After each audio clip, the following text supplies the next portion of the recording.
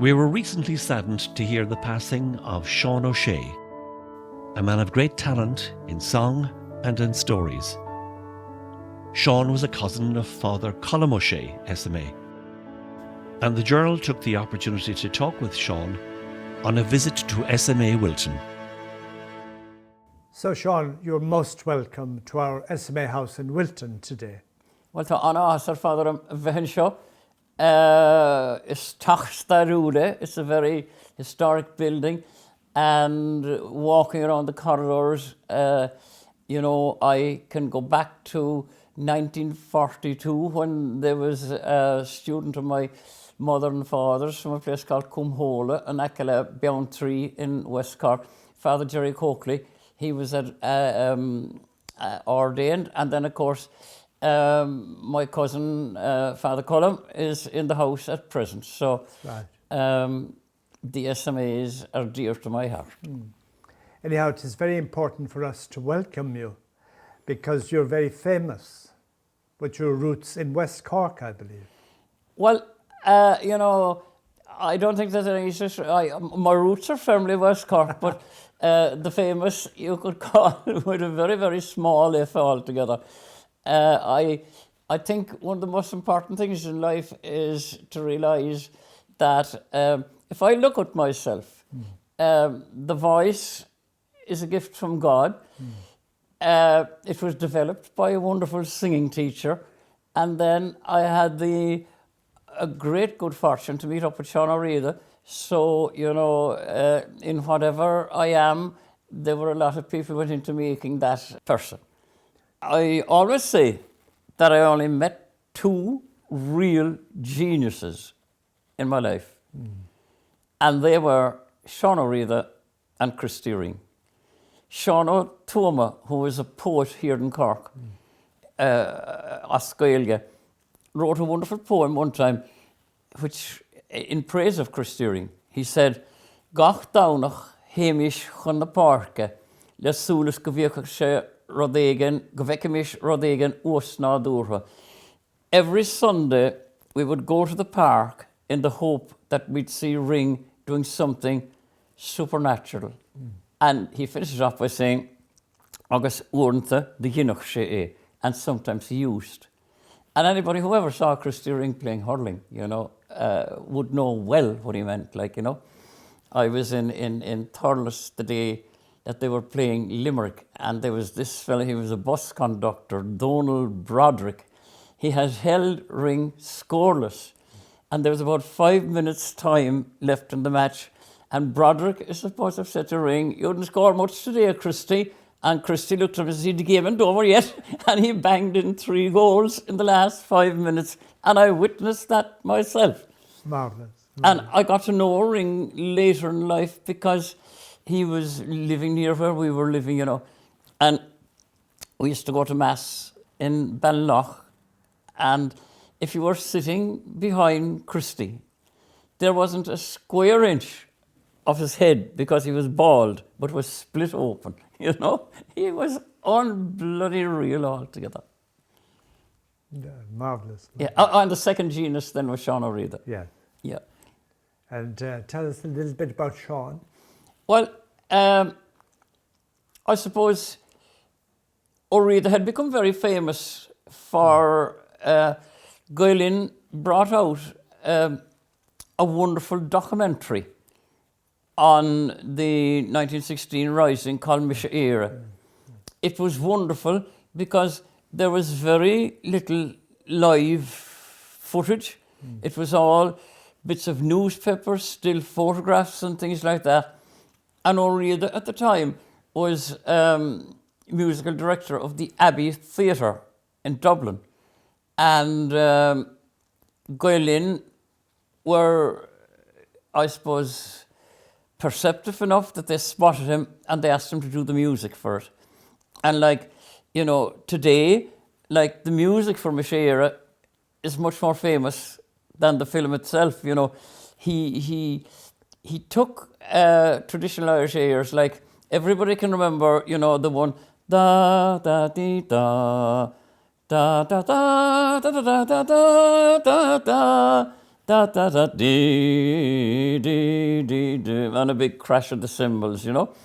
And anyway, I was touring the country during the summer at the time with a crowd called the Gaelin Cabaret. We used to dress up in formal wear and entertain wealthy Americans. Because of that, then, I was asked to do a demo record for Gaelin with the idea maybe that if they liked it, I would do what was called at the time an EP. There were records in between singles and long-playing records. There were about 4 tracks, 2 tracks on each side.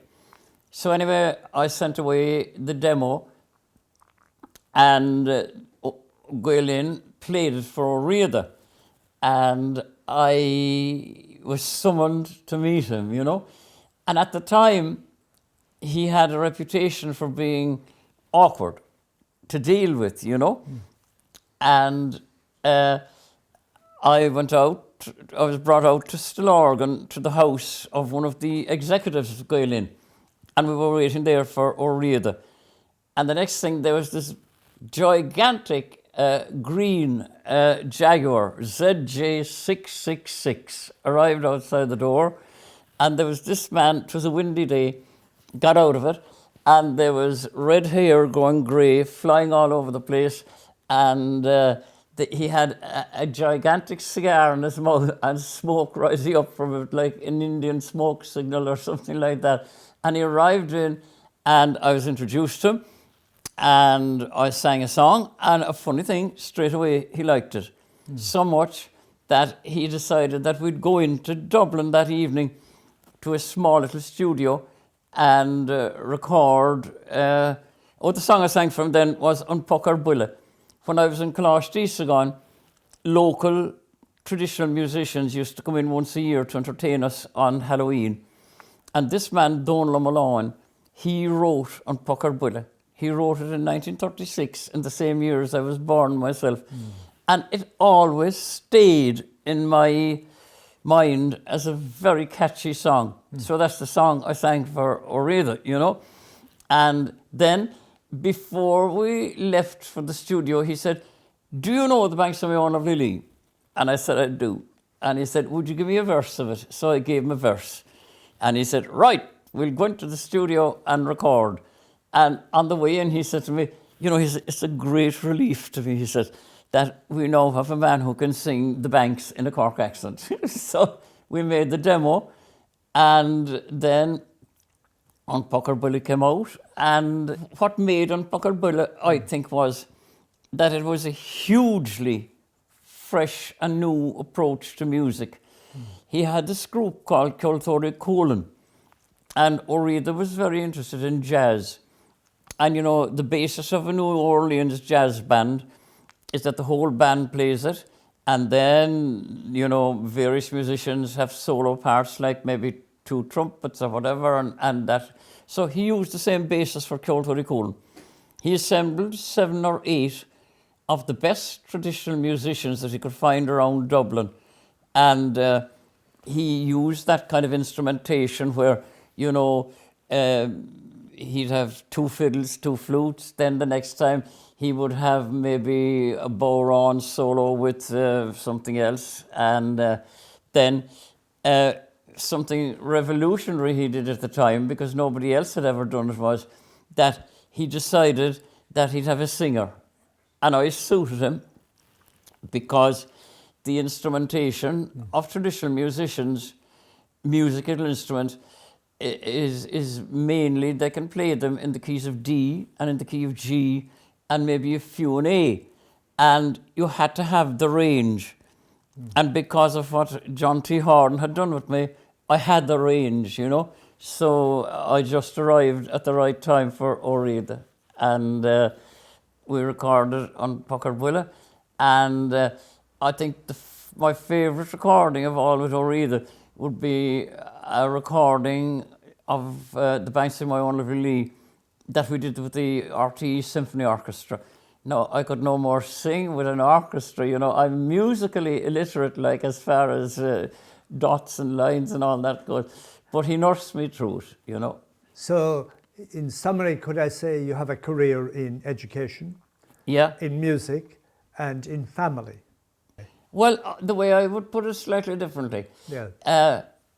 Education was the bread and butter. The music was a bit of jam in it. Well, I have a wonderful saying for you about family. Seán Ó Riada, God be good to him. We drove down from Dublin one night, having done a concert in RTE. No, it was a radio broadcast series. And we were driving anyway, and his mother lived out in Dorgan's Road here in Cork City.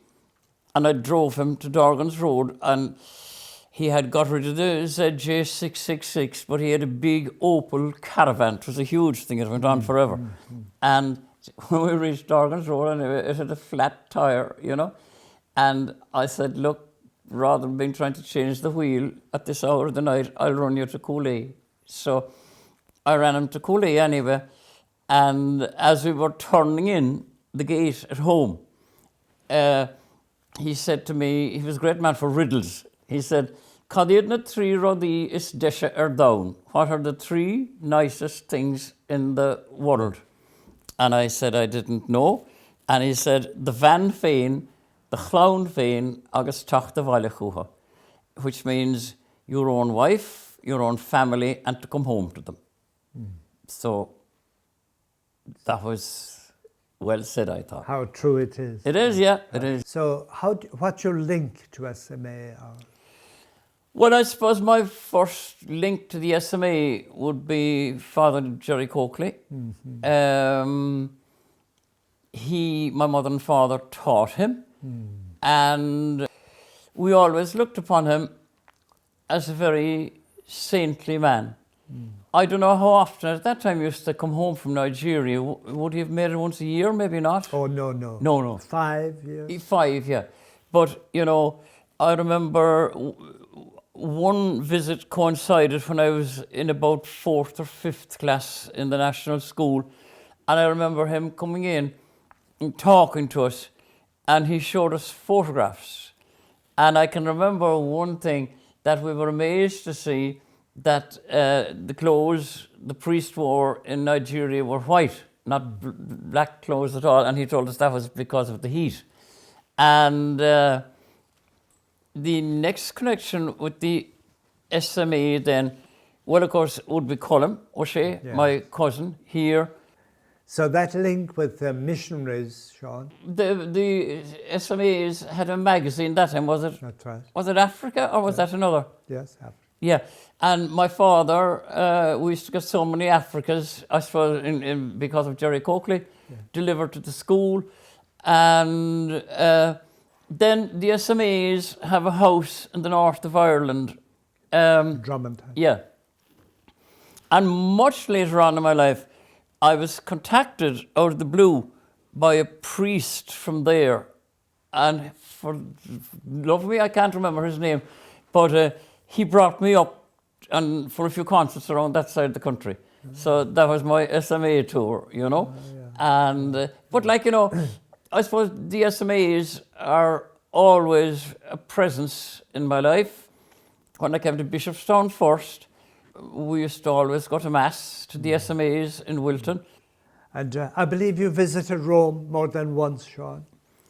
Rome was wonderful, you know. When I think when Christy Ring was young, this is a story. He used to be. He went to Rome anyway. The story goes that he was invited to Rome by the Pope. The Pope was anxious to see the great hurler, you know, and I think the Pope says the Angelus at 12 o'clock. I think every Sunday, and they were those two cockfellas like over in Rome for the weekend, and they were inside after a hard night the night before, like, and they were looking up at the Pope, and he was saying the Angelus, and the Decimark, you know, who's the fella in the white nightdress St. Angeles with ringy? You know? That's a hairy joke, but it'll do. The best I can think of today. You were visiting St. Peter's reminds me of another story about you visiting a cathedral in Austria, I think. In Salzburg. That's right, yeah. Can you tell me that story? I will. I went there to commemorate the 1200th or something anniversary of the founding of that particular diocese by St. Fergal. In Salzburg then, I was out there to sing the solo parts of the Ó Riada Mass, you know. And I was singing them from a kind of not a pulpit, but something a bit like it. And there was a choir from Austria doing the other, you know, I was doing the solo bits. So anyway, I was inside anyway this particular day, and we were rehearsing. And the rehearsal was going okay, I think. But I saw two people coming up the hall, you see. And the first thing I kind of recognised was a Rochestore's bag. And it was red and white. Rochestore's bags at the time used to be white, red and white. Well, in Dublin, they were blue and white. So I said, Jesus, this must be Cork. So the next thing, anyway, they came up a bit closer. And I definitely saw they were Cork. And then they came right under it, and the music stopped, and she walked up to me. She said, when we come in the door, myself and my husband, I looked in the distance, and I saw this man. Then when we came a bit closer, says she, I heard you. And I says, that sounds like the pucker. And then she said, we come another bit closer, and I seen you, and I said, 'tis like the pucker. And then she said, when we came right up, I turned to my husband and I says, 'tis the pucker. We must go away and light a candle that you'll sing good tonight. And the Austrian conductor, who all he heard was pucker, pucker, pucker, turned to me and he said, she does not like your music, yes? He thought the other words, he said. Of course. Anyway, yeah, it is a hairy story. Great story. But it did happen. That one did happen. That's the point. Yes, Yeah. yes. So could I ask you, as you're now getting older, is there any regret? Any regrets? No. Great. No. Isn't that wonderful? Well, you know, like I've had a very fortunate life, you know. Do you ever think about death? About death, I used to worry about death a bit until I remember the night, you see, they knew that I had, before I was operated on, they knew there was a malignancy there. And it was, I had to sign a form that he couldn't do it through keyhole surgery, he could do it some other way, and if he couldn't do it that way, he'd have to do it by opening me up totally and absolving him from all responsibilities or something if anything went wrong. But the night before I was going to get the operation, I was kind of, before I fell asleep, I was, you know, just thinking. And I said to myself that, you know, during my life, I have tried to do my best insofar as I can. And if the Lord takes me, I think balancing the books, I have done maybe more good than harm, and on that basis that he'll say, welcome, Pucker, and then I go to heaven. I was going to ask you, what song would you sing for St. Peter? What song would I sing for St. Peter? The Rivers of Babylon. Because it said that, do you remember when he betrayed Jesus, there was tears down his street, and somebody said that they were like rivers. So I'd say, by the rivers of Babylon. That's what I'd sing for him. Yeah. of all your songs, Sean, Yeah. what one do you like most? Well, without any doubt, it's a song that I learned from Seán Ó Riada, and it's called the Bhí Ban Uasal. It is the original version, bilingual, of that well-known song, Carrick Fergus. I think that is the most wonderful song, you know. It has the air, it has the melody, it has everything.